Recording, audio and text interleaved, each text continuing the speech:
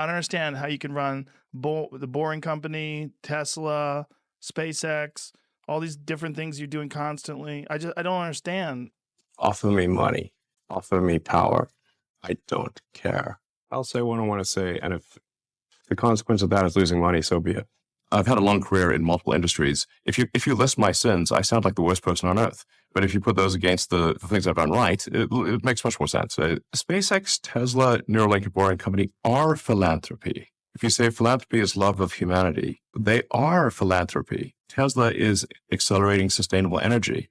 This is a love of philanthropy. SpaceX is trying to ensure the long-term survival of humanity with multi-planet species. This is love of humanity. Neuralink is to help solve brain injuries and existential risk with AI. Love of humanity. Boring Company is trying to solve traffic, which is hell for most people, and that also is love of humanity.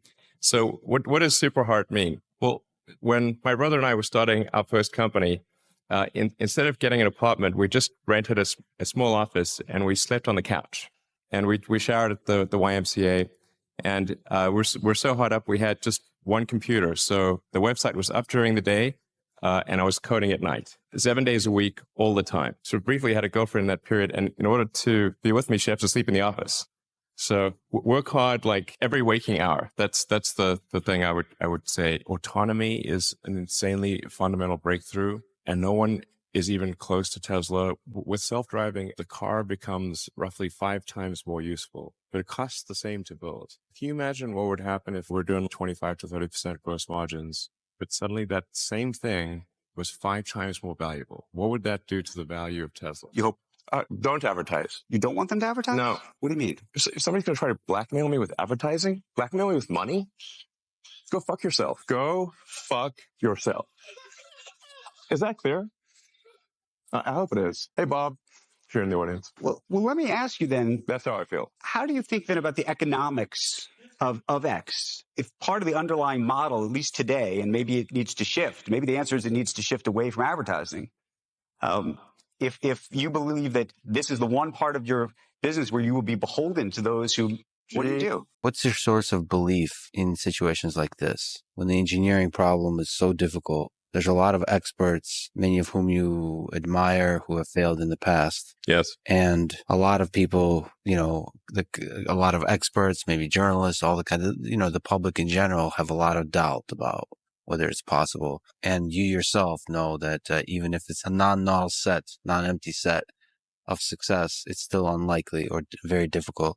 Like, where do you go to, both personally, intellectually, as an engineer, as a team, like for source of strength needed to sort of persevere through this and to keep going with the project, take it to completion? A source of strength. I just really not how I think about things. I mean, for me, it's simply this is something that is important to get done. And we should just keep doing it or die trying. And I don't need a source of strength. So quitting is not even like, it's not in my nature. And I don't care about optimism or pessimism. Fuck that. We're going to get it done. Tesla was the most shorted stock in the history of stock markets. Yeah. This is saying something. This was affecting our ability to hire people. It was affecting our ability to sell cars. Yeah, it was terrible. They wanted Tesla to die so bad they could taste it. One of the biggest mistakes people generally make, and I'm guilty of it too, is wishful thinking. You want something to be true, even if it isn't true. You ignore the real truth because of what you want to be true. This is a very difficult trap to avoid. And like I said, it's certainly one that I find myself in having problems with. But if you just take that approach of you're always to some degree wrong and your goal is to be less wrong, then there's also the Optimus program, which is our humanoid robot, where we'll leverage our manufacturing expertise and the intelligence we've developed for self-driving to have a useful humanoid robot. The economy is fundamentally GDP per capita times capita. If you no longer have a constraint on capita because of a useful humanoid robot, it is not clear that there's any limit to the size of the economy. And these things will actually happen. At this point, I think I know more about manufacturing than anyone currently alive on Earth. Breathe out. Yeah. I can tell you how every damn part in that car is made. I would encourage you to take risks now. Do something bold. You won't regret it. Thank you. if something's important enough, you should try, even if the probable outcome is failure. Like one of the most difficult choices I've ever faced in life was in 2008. I think I had maybe $30 million left, or $30 or $40 million left in 2008. And I had two choices. I could put it all into one company, and then the other company would definitely die, or split it between the two companies. But if I split it between the two companies, then both might die. And when you put your blood, sweat, and tears into creating something, or building something, it's like a child. And so it's like, which one am I going to let one starve to death? I couldn't bring myself to do it. So I split the money between the two. Fortunately, thank goodness, they both came through. For SpaceX, the first 3 launches failed. And we're just barely able to scrape together enough parts and money to do the 4th launch. If that 4th launch had failed, we would have been dead. So multiple failures along the way. I tried very hard to get the right expertise in for SpaceX. I tried hard to find a great chief engineer for the rocket, but the good chief engineers wouldn't join, and the bad ones, well, there was no point in hiring them. So I ended up being chief engineer of the rocket. So if I could have found somebody better, then we would have maybe had less than 3 failures. I think I feel fear quite strongly. So it's not as though I just have the absence of fear. I feel it quite strongly. But there are just times when something is important enough, you believe in it enough, that you do it in spite of the fear. The part that I find personally most motivating is that it creates a sense of adventure. The reason for this, I mean, I have to say, like, what we feel like, well, why do this thing? I think this is important for maximizing the probable lifespan of humanity or consciousness. Human civilization could come to an end for external reasons, like a giant meteor or supervolcanoes or extreme climate change, or World War III, Right. or any one of a number of reasons. But the probable lifespan of civilizational consciousness as we know it, which we should really view as this very delicate thing, like a small candle in a vast darkness. That is what appears to be the case.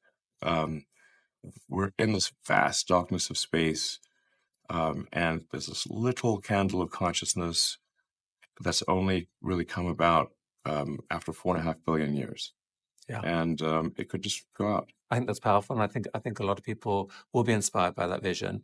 And the reason you need the 1 million people is because there has to be enough people there to do everything that you need to Yes. survive. It's Really, the critical threshold is if the ships from Earth stop coming for any reason, right. does the Mars city die out or not? Right. And so we have to pass that. That's people talk about like the sort of the great filters, the things that perhaps we talk about the Fermi paradox and where are the aliens, and like, well, maybe the aliens didn't. There are these various great filters that the aliens didn't pass, and so they eventually just cease to exist. And one of the great filters is becoming a multi-planet species. So we want to pass that filter, and I'll be long dead before this is a real thing, before it happens. But I'd like to at least see us make great progress in this direction. Given how tortured the Earth is right now, how much we're beating each other up, shouldn't there be discussions going on with everyone who is dreaming about Mars to try to say, we've got a once in a civilization's chance to make some new rules here? Should someone be trying to lead those discussions to figure out what it means for this to be the people of Mars' city?